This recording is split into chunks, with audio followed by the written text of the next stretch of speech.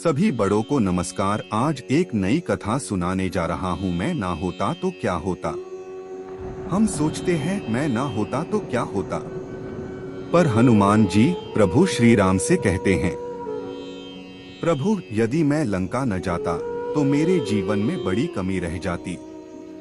विभीषण का घर जब तक मैंने नहीं देखा था तब तक मुझे लगता था कि लंका में भला संत कहाँ मिलेंगे। लंका निशिचर निकर निवासा, यहाँ कहाँ सज्जन कर बासा।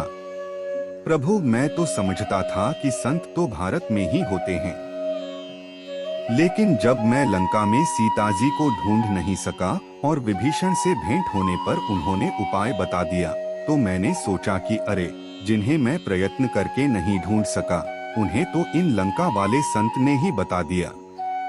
शायद प्रभु ने यही दिखाने के लिए भेजा था कि इस दृश्य को भी देख लो।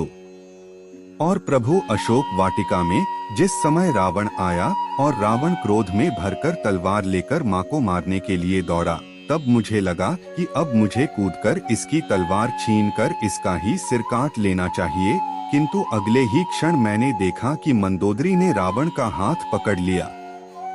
यह देखकर मैं गदगद हो गया। ओह प्रभु, आपने कैसी शिक्षा दी।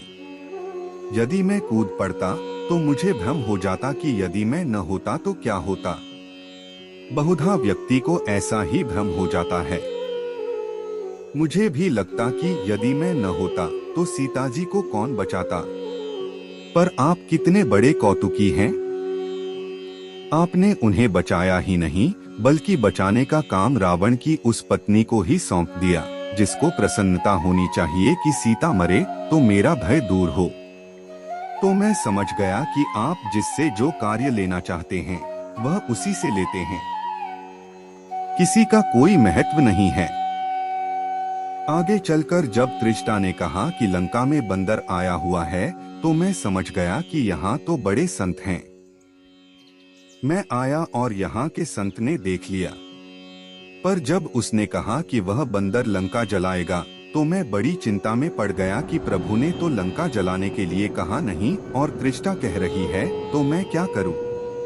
पर प्रभु बाद में तो मुझे सब अनुभव हो गया।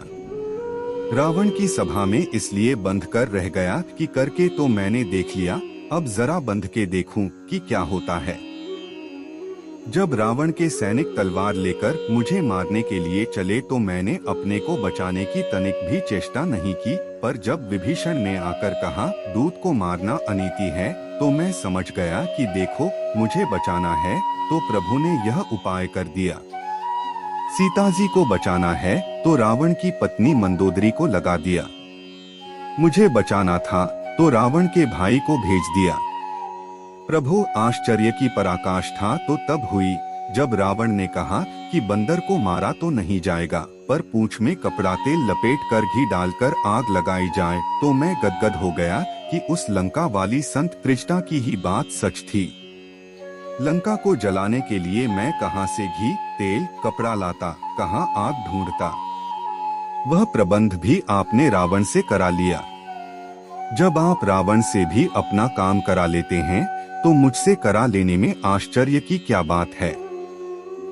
इसलिए यह याद रखें कि संसार में जो कुछ भी हो रहा है वह सब ईश्वरीय विधान है।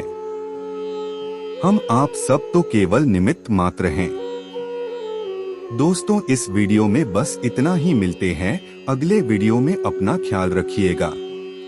कृपा करके आप मेरे चैनल को सब्सक्राइब करें और मेरी वीडियो को लाइक करें, ताकि मुझे धार्मिक वीडियो बनाने का हौसला मिलता रहे और आप सबका प्यार भी मिलता रहे। कृपा मेरे चैनल को सब्सक्राइब करें। अब मैं मिलता हूँ आपको अगली वीडियो में।